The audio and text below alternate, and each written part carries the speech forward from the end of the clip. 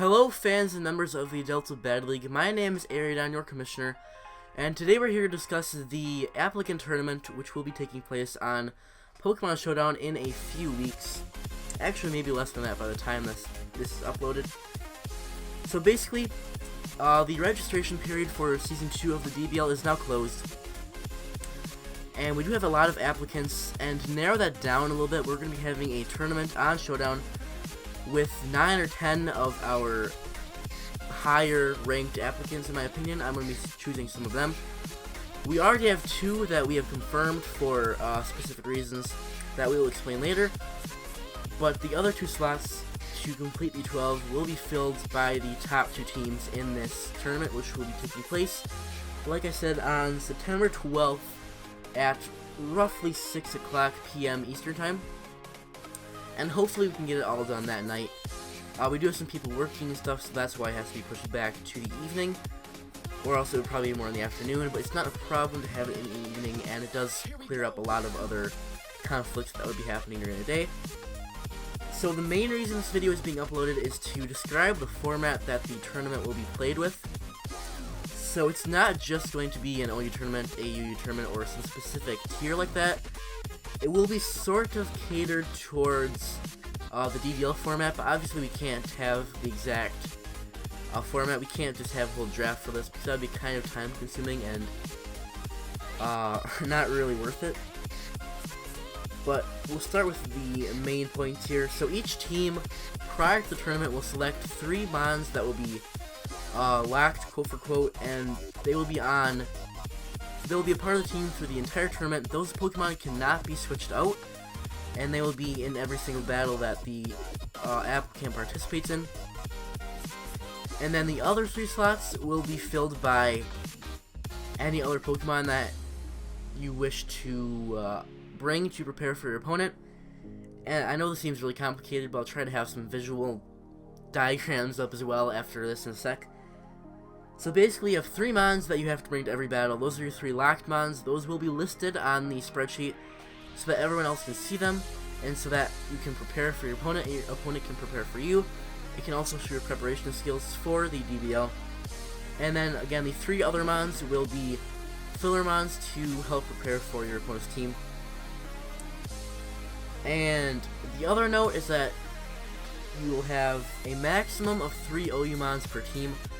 So basically, if your 3 mons that you choose to be your locked mons are all in the OU tier, that means that you can't bring any other OU mons throughout the rest of the tournament, and all of your other 3 mons will be in the UU tier or below, because BL will count as OU as well, by the way. And Megas will count as whatever tier the Mega is in. So if you want to choose, let's say, Mega Lopunny, that would count as one of your OU slots if you choose it as one of your locked mons.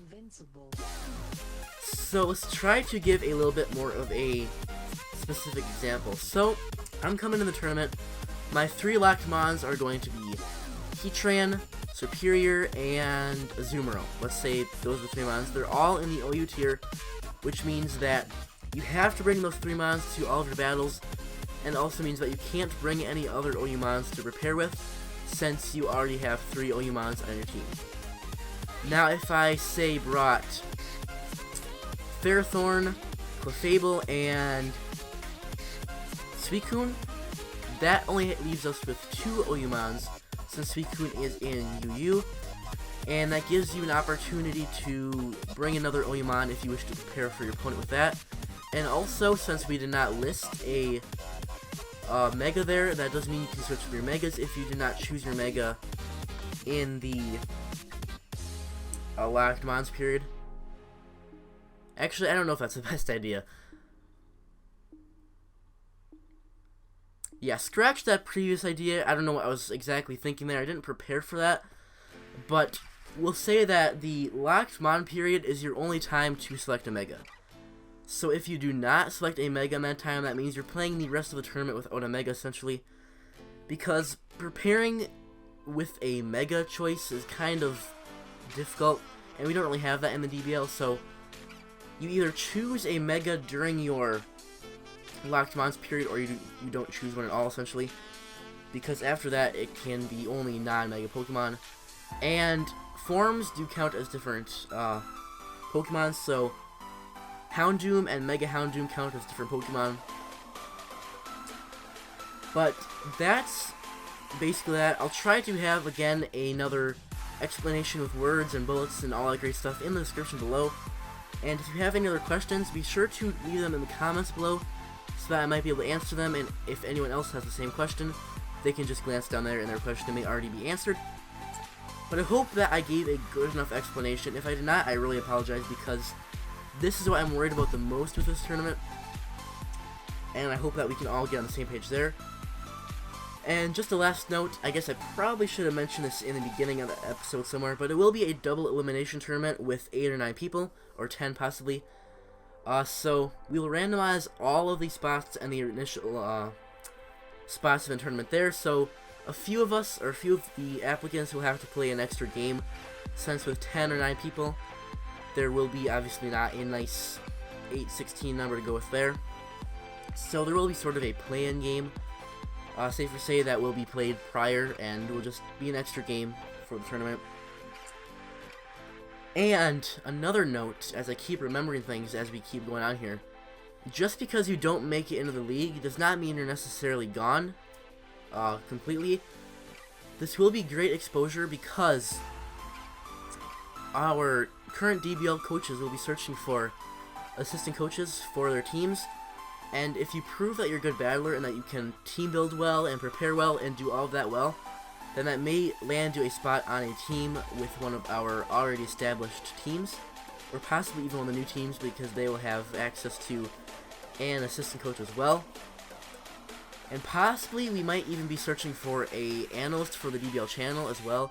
So if we might come to you after that, after the tournament, if you don't really make it in anything else, and ask you if you'd be interested in doing maybe a power rankings video each week for the channel. But that is all extra stuff, and that is not even guaranteed, so don't, I mean, I hate to say don't get your hopes up, but don't get your hopes up, because you're not guaranteed anything here. Although your odds of making it into something are actually pretty good, with either making it into the league or making it onto a team as a assistant coach. Because I will most likely be choosing my assistant coach from one of the teams that do not make it into the tournament.